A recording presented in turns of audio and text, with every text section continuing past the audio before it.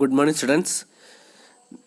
നമ്മൾ ഇത്രയും ദിവസം പറഞ്ഞുകൊണ്ടിരിക്കുന്നത് മോഡൽസ് ഓഫ് ഡാറ്റാബേസ് മാനേജ്മെൻറ്റ് സിസ്റ്റമാണ്. അതിൽ 5ാമത്തെയും 6ാമത്തെയും മോഡലാണ് നമ്മൾ ഇന്ന് പറയുന്നത്. നമ്മൾ ഓൾറെഡി പറഞ്ഞിരിക്കുന്നത് ഹൈറാർക്കിക്കൽ മോഡൽ പറഞ്ഞു, അതുപോലെ നെറ്റ്വർക്ക് മോഡൽ പറഞ്ഞു, അതിനുശേഷം റിലേഷണൽ ഡാറ്റാബേസ് മോഡൽ പറഞ്ഞു, ഒബ്ജക്റ്റ് ഓറിയൻറ്റഡ് മോഡൽ പറഞ്ഞു. അപ്പോൾ നമ്മൾ 4 കംപ്ലീറ്റ് ചെയ്തു അല്ലേ. ഇനി അടുത്തതാണ് നമ്മൾ object or relational database model and 6ാമത്തത് deductive or inference database model. നമ്മൾ ഓൾറെഡി പറഞ്ഞതാണ് എന്താണ് ഒബ്ജക്റ്റ് മോഡൽ എന്ന് കഴിഞ്ഞ ക്ലാസ്സിൽ അല്ലേ. എന്താണ് object model, object oriented model എന്ന് പറഞ്ഞാൽ ഒബ്ജക്റ്റ് ഓറിയൻറ്റഡ് മോഡൽ എന്ന് വെച്ചിട്ടുണ്ടെങ്കിൽ it is a model which can handle many new data types such as graphics, photograph, audio and video അല്ലേ. അങ്ങനെയല്ലേ പറഞ്ഞത്. നമുക്ക് ഒരുപാട് പുതിയ ഡാറ്റ ടൈപ്പുകൾ, many new data type such as graphics, photograph, graphics, database ഇങ്ങനത്തെ എല്ലാം ഗ്രാഫിക്സ്, ഫോട്ടോഗ്രാഫ്സ്, ഓഡിയോ ഇങ്ങനത്തെ എല്ലാ മൾട്ടിമീഡിയ ഫയലുകളും സപ്പോർട്ട് ചെയ്യുന്ന ഒരു ഡാറ്റാബേസ് ആണ് എന്ത്, ഒബ്ജക്റ്റ് ഓറിയൻറ്റഡ് ഡാറ്റാബേസ് നമ്മൾ പറഞ്ഞു കഴിഞ്ഞു. പക്ഷേ റിലേഷണൽ എങ്ങനെയായിരുന്നു, ആ ടേബിളൊക്കെ ഉള്ളതിനാണ് റിലേഷണൽ എന്ന് പറയുന്നത് അല്ലേ. അതായത് ടെക്സ്റ്റും അതുപോലത്തെ നമ്മുടെ ഡാറ്റകൾ സെല്ല് രൂപത്തിലും അതുപോലെ കോളം രൂപത്തിലും മാത്രം സ്റ്റോർ ചെയ്യപ്പെടുന്നത്, ടേബിൾ രൂപത്തിൽ സ്റ്റോർ ചെയ്യപ്പെടുന്നതിനെയാണ് റിലേഷണൽ ഡാറ്റാബേസ് എന്ന് പറയുന്നത് അല്ലേ.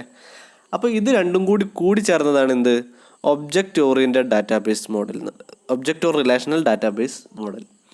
അപ്പോൾ ഒബ്ജക്റ്റ് എന്ന് വെച്ചിട്ടുണ്ടെങ്കിൽ നമ്മുടെ മൾട്ടിമീഡിയ ഫയലുകൾ എല്ലാം കൂടി ചേർന്നതിന് ഒബ്ജക്റ്റ് എന്ന് പറയുന്നത്, റിലേഷണൽ എന്ന് പറഞ്ഞിട്ടുണ്ടെങ്കിൽ ടേബിൾ. അപ്പോൾ ഇത് രണ്ടും കൂടി ചേർന്നതാണ് object or relational database model എന്ന് പറയുന്നത്. അപ്പം എന്താ നോക്കാം. An object relational database is a combination of object-oriented database model and a relational database model. The object relational model is a hybrid database model which combines the simplicity of relational model with some of the advanced functionality of object-oriented model. അപ്പോൾ ഇങ്ങനെ പറഞ്ഞിട്ടുണ്ടെങ്കിൽ object oriented model എന്ന് പറഞ്ഞാൽ hybrid എന്ന് പറഞ്ഞിട്ടുണ്ടെങ്കിൽ രണ്ടും കൂടി ചേർന്നതെന്നൊക്കെ അർത്ഥം. രണ്ടും കൂടി ചേർന്നൊരു മോഡലാണ്. ഇത് രണ്ടും കമ്പൈൻ ചെയ്യുന്നത് എന്താണ്, റിലേഷണൽ ഡാറ്റാബേസിൻ്റെ സിംപ്ലിസിറ്റിയും അതുപോലെ അഡ്വാൻസ്ഡ് ഫങ്ഷണൽ ആയിട്ടുള്ള ഒബ്ജക്റ്റ് ഓറിയൻറ്റഡ് മോഡലിൻ്റെ ഫങ്ഷനിങ് എല്ലാം എടുത്ത് ഇത് രണ്ടും കൂടി ചേർന്നൊരു രൂപമാണ് object or relational database model. Relational database കുറച്ചും കൂടി സിമ്പിളാണ് അല്ലേ, ടേബിൾ രൂപത്തിലാണ്.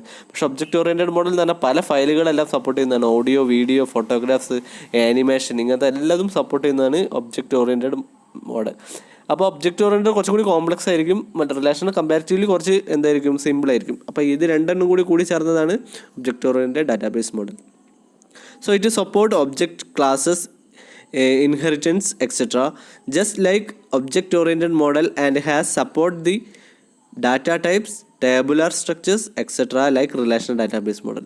അപ്പം എന്തായിരിക്കും, ഒബ്ജക്റ്റ് ഓറിയൻറ്റഡ് മോഡലിൻ്റെയും റിലേഷണൽ ഡാറ്റാബേസ് മോഡലിൻ്റെയും രണ്ടിൻ്റെയും ഫീച്ചേഴ്സ് കൂടി ചേർന്നതായിരിക്കും ഇത്. അപ്പോൾ ഇതിൽ എന്തൊക്കെ ഉണ്ടായിരിക്കാം, ടേബിൾസ് ഉണ്ടായിരിക്കാം, അതിൽ പിക്ചേഴ്സ് ഉണ്ടായിരിക്കാം, വോയിസ് റെക്കോർഡിംഗ് ഉണ്ടായിരിക്കാം. എല്ലാം കൂടി ചേർന്നതിന് നമുക്ക് എന്ത് പറയാൻ പറ്റും, object and relational database model എന്ന് പറയാം. അപ്പോൾ രണ്ടിൻ്റെയും ഫീച്ചേഴ്സ് എന്തുണ്ടായിരിക്കും, ഈ മോഡലുകളിൽ ഉണ്ടായിരിക്കും. Object relational database is said to be middleman between relation and object oriented database because it contains aspects and characteristics from both models. Object relational database model എന്ന് പറയുന്നത് എന്തായിരിക്കും, it is set to be a middle man between relational and object. ഇതിന് രണ്ടിലും നടുവിൽ നിൽക്കുന്ന ഒരു മോഡലായിരിക്കും എന്ത്, object relational database model. കാരണം ഇതിനെന്തുണ്ട്, രണ്ടിൻ്റെയും ഫീച്ചേഴ്സ് ഇതിൽ അടങ്ങിയിട്ടുണ്ട് അല്ലേ. അതാണ് it contains both aspects and characteristics from both model അല്ലേ. It contains aspect and characteristics from both models എന്ന് പറയുന്നുണ്ട്. കാരണം അതിൻ്റെ രണ്ടിനും ക്യാരക്ടറിസ്റ്റിക്സ് എന്തുണ്ടായിരിക്കും, ഇതിൽ ഇൻക്ലൂഡഡ് ആയിരിക്കും. അതുകൊണ്ടാണ് ഇത് രണ്ടിനും നടുവിൽ നിൽക്കുന്ന ഒരു മോഡലാണെന്ന് പറഞ്ഞത്. രണ്ടിൻ്റെ അടുത്തൊന്നും രണ്ടിൻ്റെ ഫീച്ചേഴ്സും ഉണ്ടായിരിക്കും ഇതിൽ. In the object relational model the basic approach is based on relational database. In object റിലേഷണലിൽ എന്തായിരിക്കും, ബേസിക് അപ്രോച്ച് എന്ന് പറയുന്നത് റിലേഷണൽ ആയിരിക്കും, ടേബിൾ ഫോർമാറ്റിലുള്ളത് തന്നെ ആയിരിക്കും ഇതിൽ. അതാണ് basic approach is based on relational database. Since the data is stored in traditional database and manipulated in access through queries written in any query language like SQL. അതായത് basically ഇതൊരു relational database മോഡലിൻ്റെ രൂപത്തിൽ തന്നെ ആയിരിക്കും, table ഫോർമാറ്റിലുള്ളതായിരിക്കും. And അതിൽ നമുക്ക് ഡാറ്റാബേസിൽ നിന്ന് data എടുക്കണമെങ്കിൽ, മാനിപ്പുലേറ്റ് ചെയ്യണമെങ്കിൽ എന്ത് ചെയ്യണം, നമ്മൾ ചെയ്യുന്നത് ക്വറി രൂപത്തിൽ, അതായത് നമ്മൾക്കുള്ള എന്തെങ്കിലും ചോദ്യം രൂപത്തിൽ നമ്മൾ ഗൂഗിളിലൊക്കെ സെർച്ച് ചെയ്യില്ലേ, ക്വസ്റ്റ്യൻ ചോദിക്കില്ലേ, വാട്ട് ഈസ് ഡാറ്റാബേസ് എന്നൊക്കെ പറഞ്ഞിട്ട്, അങ്ങനെ ക്വറി രൂപത്തിൽ സെർച്ച് ചെയ്തിട്ട് എന്താണ് അത് SQL രൂപത്തിൽ കൺവേർട്ട് ചെയ്തിട്ടാണ് നമുക്ക് അതിൻ്റെ ആൻസർ കിട്ടുന്നത്.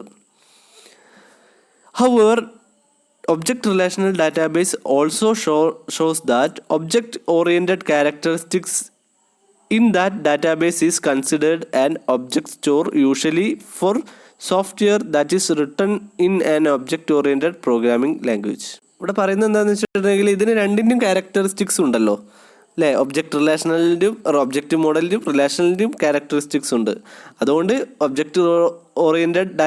object-oriented characteristics in that database is considered an object store, usually for software. അതിൻ്റെ സോഫ്റ്റ്വെയറുകളെല്ലാം object oriented programming language support ചെയ്യുന്നത് കൂടി ആയിരിക്കും. അതായത് റിലേഷൻ മാത്രമല്ല, ഒബ്ജക്റ്റ് ഓറിയൻറ്റഡ് ഫീച്ചേഴ്സും കൂടി സപ്പോർട്ട് ചെയ്യുന്ന സോഫ്റ്റ്വെയർസ് ആയിരിക്കും ഇതിൽ ഉപയോഗിക്കുന്നുണ്ട് ഈ ഡാറ്റാബേസ് ഉണ്ടാക്കാൻ വേണ്ടിയിട്ട്.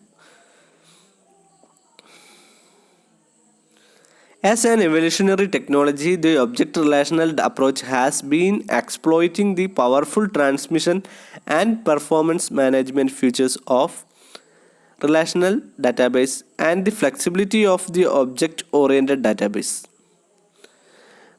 എന്താണ് പറയുന്നത്? As an evolutionary technology, the object relational database has been exploiting the powerful transmission and performance management features. അതായത് ഇപ്പോഴത്തെ ടെക്നോളജിക്കലി അഡ്വാൻസ്ഡ് ആയിട്ടുള്ള കാലഘട്ടത്തിൽ ഇത് രണ്ടിൻ്റെയും ഫീച്ചറും കൂടി ചേർന്നതാണ് എന്താണ് മോർ പവർഫുൾ എന്ന് പറയാൻ പറ്റുന്നത് അല്ലേ. ട്രാൻസാക്ഷൻസും എല്ലാതും സപ്പോർട്ട് ചെയ്യും. പെർഫോമൻസ് ആയാലും നല്ലതായിരിക്കും അല്ലേ. വെറും ടെക്സ്റ്റ് മാത്രം സപ്പോർട്ട് ചെയ്യുന്നതാണോ അല്ലെങ്കിൽ ഒബ്ജക്റ്റ് ഓറിയൻറ്റഡ് ആണോ, അതായത് നമ്മുടെ ആനിമേഷനും ഇപ്പോൾ നമ്മുടെ എക്സാമ്പിൾ പറയുന്നത് നമ്മുടെ കമ്പ്യൂട്ടറിൽ പണ്ട് ഉണ്ടായിരുന്നത് എന്താണ്, വെറും പ്രോഗ്രാമിംഗ് മാത്രം ഉപയോഗിച്ച് കമ്പ്യൂട്ടർ ആയിരുന്നു. ഇപ്പോൾ അത് അങ്ങനെയല്ലല്ലോ, എല്ലാ രൂപത്തിലും നമുക്ക് ഉപയോഗിച്ചിടെ പിക്ചറായാലും എന്താ പറയുക ടെക്സ്റ്റ് ആയാലും ആനിമേഷൻ ആയാലും ഒക്കെ ഉപയോഗിക്കാൻ സാധിക്കും. അപ്പോൾ നമ്മുടെ ടെക്നോളജിക്ക് മാറുന്നതനുസരിച്ചിട്ട് എന്തായിരിക്കും, ഒബ്ജക്റ്റ് ഓറിയൻറ്റഡ് ഡാറ്റാബേസ് ഉപയോഗിക്കുന്നത് കുറച്ചും കൂടി ഫ്ലെക്സിബിൾ ആയിരിക്കും. ഇത് ഫ്ലെക്സിബിൾ എന്ന് പറഞ്ഞിട്ടുണ്ടെങ്കിൽ മാറ്റത്തിന് വിധേയമായതും കൂടി ആയിരിക്കും ഈ database. Database designers can work with familiar tabular structure and data definition languages while using new project management possibilities. ഇത് ഫ്ലെക്സിബിൾ ആയിരിക്കും നമ്മൾ പറഞ്ഞല്ലോ ഓൾറെഡി. സോ ഡാറ്റാബേസ് ഡിസൈൻ ചെയ്യുന്ന ആൾക്കാരാണ് എന്ത് പറയുന്നത്, ഡാറ്റാബേസ് ഡിസൈനേഴ്സ് എന്ന് പറയുന്നത്. Database designers can work with familiar tabular structure and data definition language. അപ്പോൾ ഡാറ്റാ ബേസ് ഡിസൈനേഴ്സിന് എന്ത് ചെയ്യാൻ പറ്റും, they can work with familiar tabular structure and data definition language while using new object management possibilities.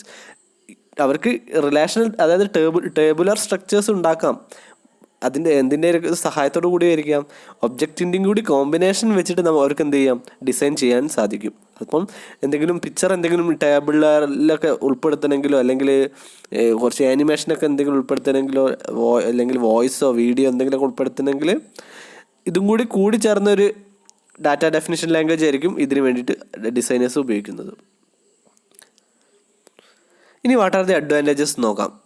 Extend ചെയ്യാൻ സാധിക്കും. എന്തെങ്കിലും കൂട്ടിച്ചേർക്കണമെങ്കിൽ നമുക്ക് എന്ത് ചെയ്യാൻ പറ്റും, ഒബ്ജക്റ്റ് ഓറിയൻറ്റഡ് ഡാറ്റാബേസിൽ എന്തെങ്കിലും കൂടുതൽ ഫീച്ചേഴ്സ് നമുക്ക് കൂട്ടിച്ചേർക്കണമെങ്കിൽ നമുക്ക് ഇതിൽ ചെയ്യാൻ സാധിക്കും. Object relation database capabilities and extend with addition of new data types.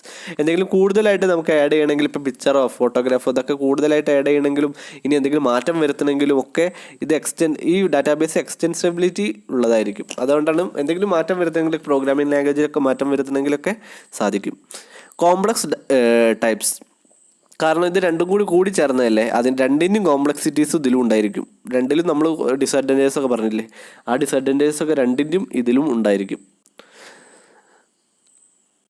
Object relational data model has complex data hello better manipulation of the data. Complex types aid better flexibility in organisation and data on the structure made up columns and tables. അപ്പോൾ complex types ആണെന്ന് പറയാൻ കാരണം എന്താ,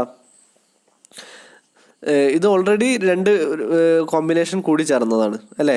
complex data types can be formed using existing data types. This is useful in object relational data model as complex data types hello better manipulation of the data. അപ്പോൾ എന്തായിരിക്കും, രണ്ട് ഫീച്ചേഴ്സിൻ്റെയും രണ്ട് object ആയാലും relation ആയാലും അതിൻ്റെ രണ്ടിൻ്റെയും കോംപ്ലക്സിറ്റീസ് ഇതിലും ഉണ്ടായിരിക്കും. ഇത് ഫ്ലെക്സിബിൾ ആയിരിക്കും. നമുക്ക് എന്തായിരിക്കും, എപ്പം വേണമെങ്കിലും മാറ്റങ്ങൾ വരുത്താനൊക്കെ ഉള്ള സംവിധാനങ്ങൾ ഇതിലുണ്ടായിരിക്കും. പിന്നെ പറയുന്നത് ഇൻഹെറിറ്റൻസ് എന്ന് പറയുന്നുണ്ട്. The object relational database model allow its users to inherit objects, tables etcetera so that they can extend their functionality. Inherited object contain new attributes as well as attributes that were inherited. അപ്പോൾ ഇവിടെ പറയുന്നത് എന്താണ്, the object relational data models allow users to inherit objects. അപ്പോൾ inheritance ഇവിടെ ഒരു ഫീച്ചറായിട്ട് പറയുന്നത് എന്തുകൊണ്ടാണെന്ന് വെച്ചിട്ടുണ്ടെങ്കിൽ, ഇൻഹെറിറ്റൻസ് എന്ന് പറഞ്ഞിട്ടുണ്ടെങ്കിൽ ഒരു ക്ലാസ് ഓഫ് അല്ലെങ്കിൽ ഒരു ഗ്രൂപ്പ് ഓഫ് ഐറ്റത്തിൽ നിന്ന് അത് പിന്നെയും എക്സ്പ്ലെയിൻ ചെയ്തിട്ട് എന്ത് ചെയ്യുക, അല്ലെങ്കിൽ പിന്നെയും അത് ഒന്നും കൂടി ഇലാബറേറ്റ് ചെയ്തിട്ട് വേറൊരു ക്ലാസ് അതിൽ നിന്ന് തന്നെ ഉണ്ടാക്കുക. മനസ്സിലായോ? ഇപ്പം എക്സാമ്പിൾ പറയുകയാണെങ്കിൽ ഇപ്പോൾ ഒരു ബോയ്സ് എന്നുള്ള ഒരു ഗ്രൂപ്പ്, ഗേൾസ് ഒരു ഗ്രൂപ്പ്. ബോയ്സിൻ്റെ തന്നെ അടുത്തുനിന്ന് ആ ബോയ്സിനെ പിന്നെയും തരം തിരിച്ചിട്ട് ഒരു ബിലോ 16, എബവ് 18, 20, പിന്നെ എബവ് 25 അങ്ങനെയൊക്കെ പറഞ്ഞിട്ട് ഗ്രൂപ്പാക്കി തിരിക്കുക. എന്നിട്ട് അതിൽ നിന്നും എന്താണ് പറയുക, നമുക്കിനി എന്താണോ കണ്ടുപിടിക്കേണ്ടത് അത് പിന്നെയും തരം തിരിക്കുക.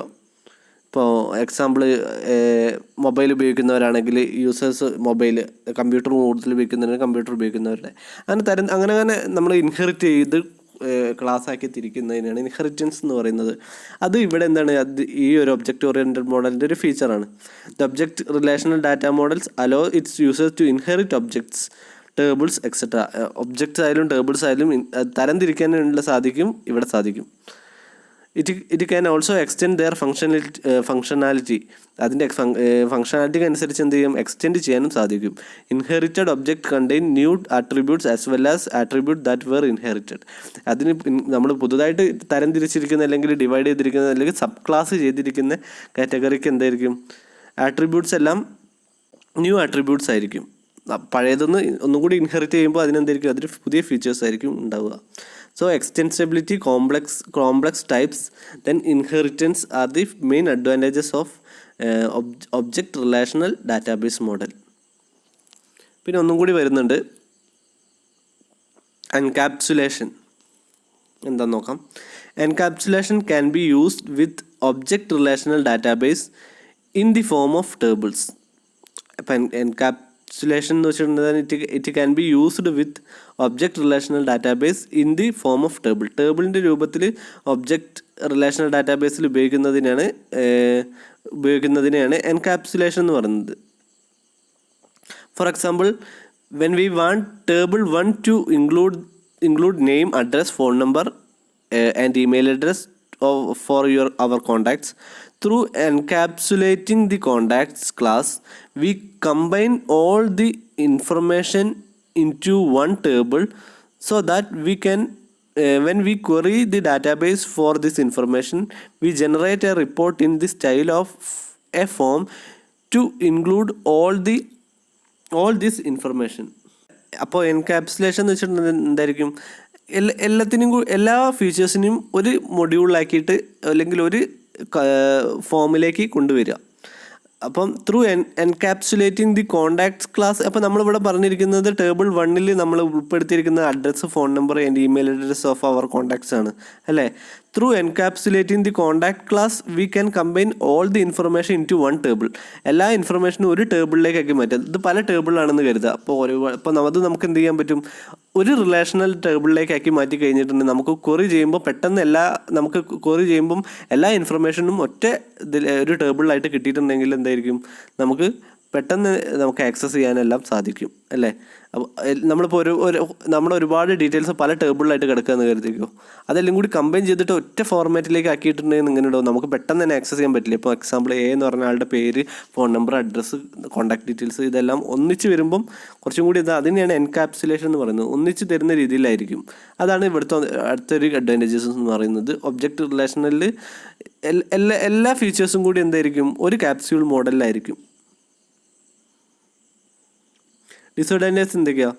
The object relational data model has disadvantages of complexity and associated increase in cost. ഇത് ഇൻസ്റ്റാൾ ചെയ്യാനും അതുപോലെ മെയിൻറ്റെയിൻ ചെയ്യാനും ഇതെല്ലാം വളരെ കോസ്റ്റ് കൂടുതലായിരിക്കും. അതാണ് ഒന്നാമത്തെ ഡിസഡ്വാൻറ്റേജസ് എന്ന് പറയുന്നത്. കാരണം ഇത് 2 ഡാറ്റാബേസും കൂടിയാണ്, അപ്പോൾ അത് മെയിൻറ്റെയിൻ ചെയ്ത് കൊണ്ടു നടക്കാനെല്ലാം വളരെ ബുദ്ധിമുട്ടായിരിക്കും. Then further, there are proponents of relational approach that believe that essential simplicity and purity of relational model are lost with this type of extension. അപ്പോൾ ഇവിടെ പറയുന്നത് there are proponents of relational approach that believe the essential simplicity and purity of relational models are lost with this type of extension. നമ്മൾ ഇതുപോലെ വികസിപ്പിച്ചെടുക്കുമ്പോൾ എന്തായിരിക്കും, relational ഡാറ്റാബേസിൻ്റെ ശരിക്കത്തെ purity ഇവിടെ നഷ്ടപ്പെടുന്നു എന്നാണ്. എന്താ വെച്ചാൽ വേറൊരു ഫീച്ചറും കൂടി ചേരുമ്പം അതിൻ്റെ ശരിക്കത്തെ അഡ്വാൻറ്റേജസ് നമുക്ക് കിട്ടുന്നില്ല എന്നുള്ളൊരു വിമർശനമാണ് ഇവിടെ പറയുന്നത്. പിന്നെ വേറെ നമുക്ക് എക്സ്ട്രാ ആഡ് ചെയ്യാൻ പറ്റും. രണ്ട് ഇതിൻ്റെ കോമ്പണൻസ് അല്ലെങ്കിൽ മോഡൽസിൻ്റെയും എല്ലാ കോംപ്ലക്സിറ്റീസും ഈ മോഡലുകൾ ഉണ്ടായിരിക്കും. അതും കൂടി നമുക്ക് ആഡ് ചെയ്യാൻ സാധിക്കും ഇവിടെ.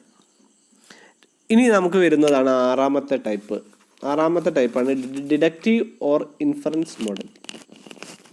ഡിഡക്റ്റീവ് ഓർ ഇൻഫറൻസ് എന്ന് പറഞ്ഞിട്ടുണ്ടെങ്കിൽ നിങ്ങൾ റിസർച്ച് മെത്തഡോളജിയിൽ പഠിച്ചിട്ടുണ്ടായിരിക്കാം ഇല്ലേ, ഡിഡക്റ്റീവ് അപ്രോച്ച് അല്ലെങ്കിൽ ഇൻഫറൻസ് അപ്രോച്ച് എന്നൊക്കെ പറഞ്ഞിട്ട്. അപ്പോൾ ഡിഡക്റ്റീവ് എന്ന് വെച്ചിട്ട് നിങ്ങൾ പഠിച്ചിട്ടുണ്ടാവില്ലേ, സ്പെസിഫിക്, ജനറൽ ടു സ്പെസിഫിക്, മറ്റേത് സ്പെസിഫിക് ടു ജനറൽ എന്നൊക്കെ പറഞ്ഞിട്ട്. അതൊരു ജനറൽ സ്റ്റേറ്റ്മെൻറ്റിനെ സ്പെസിഫിക് രൂപത്തിലേക്കാക്കി മാറ്റുന്നതിനെയാണ് എന്ത് പറയുന്നത്, ഡിഡക്റ്റീവ് എന്ന് പറയുന്നത് അല്ലേ. നിങ്ങൾ പഠിച്ചിട്ടുണ്ടായിരുന്നു ഞാൻ വിചാരിക്കുന്നു ഫസ്റ്റ് മൊഡ്യൂളിലൊക്കെ. ഇല്ലാത്തവരൊന്ന് മറിച്ച് നോക്കിയിട്ടുണ്ടെങ്കിൽ നിങ്ങൾക്ക് മനസ്സിലാവും കൂടുതലായിട്ട്.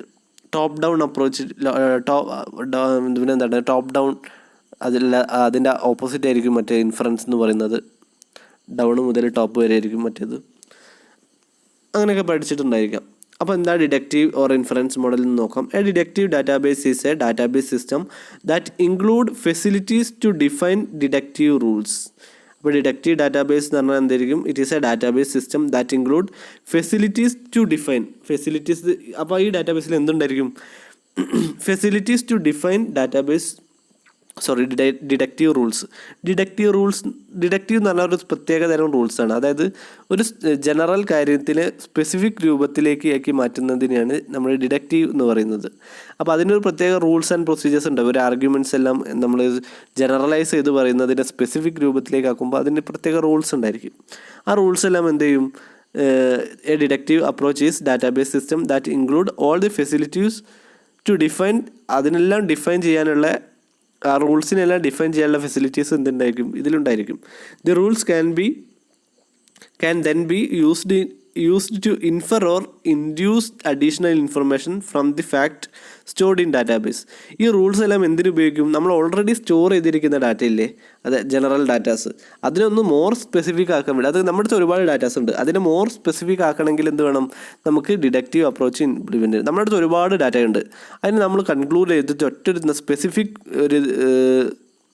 ഒരു അനാലിസിസിലേക്ക് എത്തുകയാണ്. അങ്ങനെ എത്തുന്നതിന് എന്ത് പറയുന്നത്, നമുക്ക് ഡിഡക്റ്റീവ് അപ്രോച്ച് അല്ലെങ്കിൽ ഡിഡക്റ്റീവ് മോഡൽ എന്ന് പറയാം. അതിന് ഒരുപാട് റൂൾസ് ആൻഡ് പ്രൊസീജിയേഴ്സ് ഉണ്ടായിരിക്കും. ആ റൂൾസ് എല്ലാം ഈ ഡാറ്റാബേസിൽ ഇൻക്ലൂഡഡ് ആയിരിക്കും. In deductive database system rules R typically specified through declarative languages. In deductive database rules എല്ലാം എങ്ങനെയായിരിക്കും ഉണ്ടായിരിക്കും, ഡിഡക്റ്റീവ് ഡാറ്റാബേസ് സിസ്റ്റത്തിൽ അതിൻ്റെ റൂളുകളെല്ലാം നോക്കുന്നത് ആരായിരിക്കും, rules R typically specified through. Rules എല്ലാം അതിൽ കൊടുക്കുന്നത് അല്ലെങ്കിൽ ആ ഡാറ്റാബേസിലേക്ക് നമ്മൾ ഉണ്ടാക്കുന്നത് എന്ത് വഴിയായിരിക്കും, ഒരു ലാംഗ്വേജ് വഴിയാണ്. അതിനെ പറയുന്നതാണ് declarative language.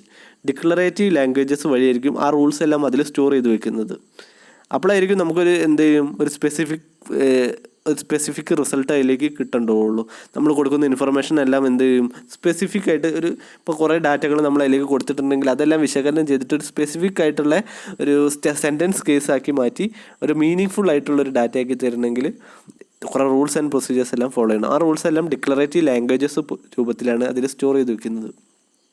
That is a language that provide mechanism to specify what we want to achieve rather than how we want to achieve. അപ്പം ഈ ലാംഗ്വേജ് ഇവിടെ പ്രൊവൈഡ് ചെയ്യുന്നത് എന്തായിരിക്കും, എന്താണ് നമുക്ക് അച്ചീവ് ചെയ്യാനുള്ളത്, എങ്ങനെ അച്ചീവ് ചെയ്യുന്നതിനേക്കാൾ കൂടുതൽ എന്താണ് നമുക്ക് അച്ചീവ് ചെയ്യാനുള്ളത് എന്നുള്ളതായിരിക്കും ഈ ലാംഗ്വേജസ് ശ്രദ്ധിക്കുന്നത്. അപ്പോൾ നമുക്ക് എന്ത് കൺക്ലൂഷനാണ് വേണ്ടത് എന്നുള്ളതാണ് ഡിഡക്റ്റീവ്. കുറേ ഇൻഫർമേഷനിൽ നിന്ന് എന്ത് കൺക്ലൂഷനിലേക്കാണ് നമുക്ക് എത്തേണ്ടത്. ഇപ്പോൾ കുറേ നമ്മുടെ അടുത്ത് ഒരുപാട് ഇൻഫർമേഷൻ ഉണ്ട്, അത് നമുക്ക് ഒരു കൺക്ലൂഷനിലേക്ക് എത്തണം അല്ലെ, സ്പെസിഫിക് ആയിട്ടുള്ള കൺക്ലൂഷനിലേക്ക് എത്തണം. അപ്പോൾ എന്തെങ്കിലും നമ്മൾ ഡിഡക്റ്റീവ് അപ്രോച്ചസ് അല്ലെങ്കിൽ ഡാറ്റാബേസ് മോഡൽ ഉപയോഗിക്കുന്നു. അതിൻ്റെ റൂൾസ് എല്ലാം ഇതിൽ സ്റ്റോർ ചെയ്ത് വെക്കുന്നുണ്ട്. നമുക്ക് കറക്റ്റായിട്ട് ആ റൂൾസ് ഫോളോ ചെയ്തിട്ടുള്ള ഒരു കൺക്ലൂഷൻ കിട്ടുന്നു. A deductive database is finite collection of facts and rule. അതായത് ഡിഡക്റ്റീവ് ഡാറ്റാബേസിൽ എന്തായിരിക്കും, ഒരുപാട് കളക്ഷൻ ഓഫ് ഫാക്റ്റുകളും റൂളുകളും നിറഞ്ഞതായിരിക്കും, ഫാക്ട്സ് ആൻഡ് റൂൾസ് നിറഞ്ഞതായിരിക്കും ഒരു ഡിഡക്റ്റീവ് ഡാറ്റാബേസ് എന്ന് പറയുന്നത്. A deductive database uses 2 type of specification, facts and rules. അപ്പോൾ ഡിഡക്റ്റീവ്സ് മെയിൻലി ഡിഡക്റ്റീവ് അപ്രോച്ചിൽ ഉപയോഗിക്കുന്നത് ഒരു ഫാക്റ്റും ഒരു റൂളുമാണ്. ഫാക്റ്റ് എന്ന് വെച്ചാൽ എന്തായിരിക്കും, ഒരു പ്രത്യേക ഒരു സത്യമാണ് അല്ലേ. ഫാക്റ്റ് എന്ന് വെച്ചിട്ടുണ്ടെങ്കിൽ ഇറ്റ് ഈസ് എ ട്രൂത്ത് അല്ലേ, ഫാക്റ്റ് എന്ന് പറഞ്ഞിട്ടുണ്ടെങ്കിൽ. അപ്പോൾ ഇത് രണ്ടും അനുസരിച്ചിട്ടായിരിക്കും ഇത് എന്ത് ചെയ്യുന്നത്, ഒരു കൺക്ലൂഷനിലേക്ക് എത്തുന്നത്. ഫാക്റ്റും അതിനനുസരിച്ചുള്ള റൂൾസും, അതായത് ശരിയായ ട്രൂത്ത് എന്താണോ അതിൻ്റെ ബാക്കിൽ അതിൻ്റെ റൂൾസും ഫോളോ ചെയ്തിരിക്കണം. എന്നാൽ മാത്രമേ നമുക്ക് കൺക്ലൂഷനിലേക്ക് എത്താൻ സാധിക്കുള്ളൂ. ആ ഡാറ്റാബേസ് അങ്ങനെയാണ് ഒരു കൺക്ലൂഷനിലേക്ക് എത്തുന്നത്. അതിൻ്റെ റൂൾസ് എല്ലാം ഫോളോ ചെയ്തിട്ടുണ്ടെങ്കിൽ മാത്രമാണ് നമ്മൾ എന്ത് ചെയ്യുന്നത്, ഫൈനൽ കൺക്ലൂഷനിലേക്ക് എത്തുന്നത്. സോ ഫാക്ട്സ് എന്ന് വെച്ചിട്ടുണ്ടെങ്കിൽ എന്താണെന്ന് നോക്കാം. Facts are usually stored in relational database management system and are represented by predicate with constant arguments. These are specified in manner similar to the way relations are specified. For example, parent Gopal ശ്രുതി എന്ന് പറഞ്ഞിട്ട് ഇതൊരു ഡാറ്റയാണ്. Parent പ്രത്യേക meaning ഒന്നും ഇല്ലല്ലോ, പക്ഷെ അത് ആ ഒരു ഡാറ്റയെ നമ്മൾ ഒരു മീനിങ് ആക്കി മാറ്റി. ഇതാണ് it represent that Gopal is parent of Shruti. അപ്പോൾ ഒരു മീനിങ് ആയില്ലേ. ഇവിടെ ഒരു മീനിങ് ഇല്ലല്ലോ, നമ്മളിവിടെ പറയുന്നതിൽ എന്തെങ്കിലും അർത്ഥമുണ്ടോ, ഇല്ല. അതാണ് ജനറൽ സ്റ്റേറ്റ്മെൻറ്റുകളെ സ്പെസിഫിക് ആക്കി, ഇവിടെ സ്പെസിഫിക് ആക്കി അല്ലേ. Gopal is a parent of Shruti, അപ്പോൾ അവിടെ സ്പെസിഫിക് ആണ്. അവിടെ ദർ ഇസ് നോ എന്താണ് പറയുക, ഡൗട്ട്സ് അല്ലേ, അല്ലെങ്കിൽ അവിടെ ഒരു കൺഫ്യൂഷൻ ഇല്ല. ദർ ഇസ് നോ കൺഫ്യൂഷൻ എന്ന് പറയാം അല്ലേ. നമുക്ക് ഇവിടെ കൺഫ്യൂഷനാണ്. ഗോപാൽ എന്ന് പറയുന്നത് എന്താണ്, പാരൻ്റ് ഗോപാലിൻ്റെ ആണോ ശ്രുതിൻ്റെ ആണോ, അല്ലെങ്കിൽ പാരൻറ്റിൻ്റെ പേരാണോ, അങ്ങനെ നമുക്ക് ഒരുപാട് കൺഫ്യൂഷൻസ് ഉണ്ടായിരിക്കും. അതൊന്നും ഇവിടെ ഉണ്ടായിരിക്കില്ല. അതാണ് ജനറലിനെ സ്പെസിഫിക് ആക്കി മാറ്റുന്നതെന്ന് പറയുന്നത്. അപ്പോൾ അതൊരു ഫാക്റ്റാണ്. So it is stored in relational database model. Relational database എന്ന് പറഞ്ഞാൽ എന്തായിരിക്കും, ടേബിൾ ഫോർമാറ്റ് ഉള്ളതായിരിക്കും. Represented by predicate with constant argument. These are specified in manner similar to where relations are specified. These are specified in manner similar to the where relations are specified. For example, നമ്മൾ പറഞ്ഞു. അപ്പോൾ നമ്മളൊരു ട്രൂത്തിനെ അതായത് ഒരു fact, ഒരു ഡാറ്റയെ നമ്മളത് ട്രൂത്താക്കി മാറ്റണമെങ്കിൽ എന്ത് ചെയ്യണം, ഫാക്ട്സ് ഫോളോ ചെയ്യണം അല്ലേ. അപ്പോൾ ഇത് സ്റ്റോർ ചെയ്യുന്നത് എന്തെങ്കിലുമായിരിക്കും, ടേബിൾ രൂപത്തിലായിരിക്കും. അതിനെ നമ്മൾ എന്ത് ചെയ്യുന്നു, അത് ഇൻ്റർപ്രറ്റ് ചെയ്തിട്ട് നമ്മൾ എന്താക്കി മാറ്റുന്നു അല്ലേ. നമ്മൾ ടേബിൾസിലുള്ള ഡാറ്റയെല്ലാം ഇൻ്റർപ്രറ്റ് ചെയ്തതിന് ശേഷം നമ്മൾ എന്താക്കി മാറ്റുന്നു, അതൊരു കൺക്ലൂഷനാക്കി മാറ്റുന്നുണ്ട്. അത് തന്നെയാണ് ഫാക്റ്റ് എന്ന് പറയുന്നത്. ആ ടേബിളിൽ നിന്ന് നോക്കിയിട്ട് നമ്മൾ ഫാക്റ്റ് കണ്ടുപിടിക്കുന്നു. ഇനി rules are similar to relational views. Rules specify virtual relation that are not actually stored but can be formed from fact by applying inference mechanism based on rule specification. Rules എന്ന് പറയുന്നത് എന്തായിരിക്കും, ഈ fact കറക്റ്റായിട്ട് fact follow ചെയ്യുന്നുണ്ടോ എന്നുള്ളത് നോക്കുന്നതാണ് rule എന്ന് പറയുന്നത്. റൂൾ അനുസരിച്ചിട്ട് വേണം എന്ത് ചെയ്യാൻ, ഫാക്റ്റ് ഫോളോ ചെയ്യാൻ. അപ്പോൾ റൂളും ഫാക്റ്റും ഇൻ്റർലിങ്ക്ഡ് ആയിരിക്കും. അത് സ്പെസിഫൈ ചെയ്യുന്നത് വിർച്വൽ റിലേഷൻ ആയിരിക്കണം അല്ലേ. Rule specify virtual relation that are not actually stored. അതൊരു വിർച്വൽ ആയിട്ടുള്ള റിലേഷൻ ആയിരിക്കും. അതുകൊണ്ടാണ് അത് നമ്മൾ ലാസ്റ്റ് ഇൻഫറൻസ് രൂപത്തിൽ അതൊരു ടേബിളിൽ നിന്ന് നമ്മളൊരു ഇൻഫറൻസിലേക്ക് എത്തുമ്പോൾ എന്തായിരിക്കും, അത് കറക്റ്റായിട്ടുള്ളൊരു കൺക്ലൂഷൻ ആയിരിക്കും. അപ്പം മെയിൻലി ഇവിടെ നമ്മൾ കൺക്ലൂഷനിലേക്ക് എത്തുന്നത് രണ്ട് വഴിയാണ്. ഫാക്റ്റ് അനുസരിച്ചിട്ടും റൂള് അത് ഫോളോ ചെയ്യുന്നുണ്ടോ എന്നനുസരിച്ചിട്ടും ആയിരിക്കും നമ്മളൊരു ഡിഡക്റ്റീവ് കൺക്ലൂഷനിലേക്ക് എത്തുന്നത്. അപ്പോൾ ഒരു ജനറലിനെ സ്പെസിഫിക് ആക്കി മാറ്റുന്നതിനാണ് ഡിഡക്റ്റീവ് എന്ന് പറയുന്നത്. By evaluating rules against fact new fact can be derived. By evaluating റൂൾസും ഫാക്റ്റും ഇവാലുവേറ്റ് ചെയ്തിട്ടുണ്ടെങ്കിൽ നമുക്ക് എന്ത് കിട്ടും, ന്യൂ ഫാക്റ്റ്, പുതിയൊരു ഫാക്റ്റ് കിട്ടും അല്ലേ. ഒരു സ്റ്റേറ്റ്മെൻറ്റ് ഇട്ട് നമ്മളൊരു പാരഗ്രാഫ് വായിച്ചിട്ട് എന്ത് ചെയ്യും, നമ്മളൊരു പുതിയൊരു നിഗമനത്തിലേക്ക് എത്തിയിട്ടുണ്ടെങ്കിൽ അതെന്താണ്, അതാണ് ഡിഡക്റ്റീവ് അപ്രോച്ച് എന്ന് പറയുന്നത്. Which in turn can be used to answer queries. It make database system more powerful. അങ്ങനെയാണ് നമ്മളെല്ലാം റിസർച്ച് എല്ലാം ചെയ്യുന്നത് അല്ലേ. ഒരുപാട് ഫാക്റ്റുകളെല്ലാം നമ്മൾ വായിക്കും, നമ്മൾ ഒരുപാട് ജേണൽസ് എല്ലാം വായിക്കും. എന്നിട്ട് നമ്മൾ എന്ത് ചെയ്യും, നമ്മുടേതായ നിഗമനത്തിലേക്ക് എത്തും ഇല്ലേ. അതിനെയാണ് ഡിഡക്റ്റീവ് അപ്രോച്ച് എന്ന് പറയുന്നത്. A deductive database provides an intelligent database system capable of generating new rule from existing rule. Deductive database എന്ന് പറഞ്ഞിട്ട് എന്തായിരിക്കും, it is database provide an intelligent database system capable of generating new rules. നമ്മൾ റിസർച്ചിലൊക്കെ പഠിച്ചിട്ടുണ്ടായിരിക്കും deductive approach എന്ന് പറയുന്നത് എന്തായിരിക്കും, പുതിയ നിയമങ്ങളും generate ചെയ്യാനൊക്കെ വേണ്ടിയിട്ടുള്ളതായിരിക്കും ഡിഡക്റ്റീവ് അപ്രോച്ച് എന്നല്ലേ പറയുന്നത്. അതുപോലെ ഇവിടെ എന്തായിരിക്കും, ഈ ഡാറ്റകൾ ഉപയോഗിച്ചിട്ട് പുതിയൊരു കണ്ടുപിടുത്തം അല്ലെങ്കിൽ പുതിയൊരു നിഗമനത്തിലേക്ക് എത്തണമെങ്കിൽ എന്ത് ചെയ്യും, നമ്മൾ ഡിഡക്റ്റീവ് ഡാറ്റാബേസ് ഉപയോഗിക്കുന്നു. It is an intelligent database system. അതൊരു ഇൻ്റലിജൻസ് ഡാറ്റാബേസ് എന്താ വെച്ചാൽ ഒരുപാട് റൂൾസ് ആൻഡ് ഫാക്ട് അനുസരിച്ചിട്ടാണ് എന്ത് ചെയ്യുന്നത്, കൺക്ലൂഷനിലേക്ക് എത്തുന്നത്. So it is an intelligence, നല്ല ഇൻ്റലിജൻസ് വേണം ഇത് എന്ത് നമ്മൾ കൺക്ലൂഷനിലേക്ക് തെറ്റാൻ പാടില്ലല്ലോ. By applying the rules of deductive database to the fact in database it is possible to infer additional facts. That is, facts that are typically true but not explicitly represented in database. അപ്പം ഇത് കൺക്ലൂഷനിലേക്ക് എത്തുന്നത് എങ്ങനെയായിരിക്കും, ഇതിൻ്റെ ഫാക്റ്റുകളും റൂളുകളെല്ലാം follow ചെയ്തുകൊണ്ടായിരിക്കും ഇത് നമ്മുടെ എന്തിലേക്ക് എത്തുന്നത്, ഒരു conclusion രൂപത്തിലേക്ക് എത്തുന്നത്. അത് ഫാക്ട്സ് ആർ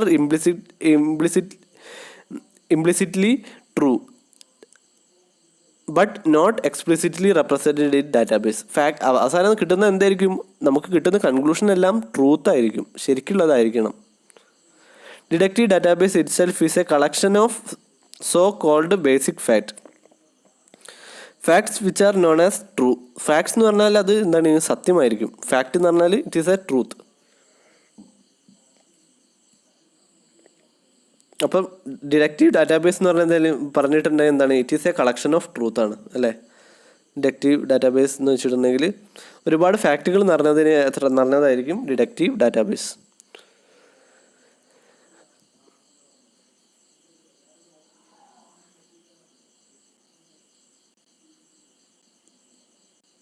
അപ്പോൾ ഇത്രയാണ് നമ്മളിന്ന് എടുക്കുന്നത്. അപ്പോൾ നമ്മളിന്ന് രണ്ടെണ്ണം പറഞ്ഞു. നമ്മളിന്ന് രണ്ട് മോഡൽസ് പറഞ്ഞു. ഒന്ന് ഒബ്ജക്റ്റ് റിലേഷണൽ മോഡലും രണ്ടാമത് പറഞ്ഞത് റിലേഷണൽ ഓർ ഡിഡക്റ്റീവ് ഇൻഫറൻസ് മോഡലും അല്ലേ.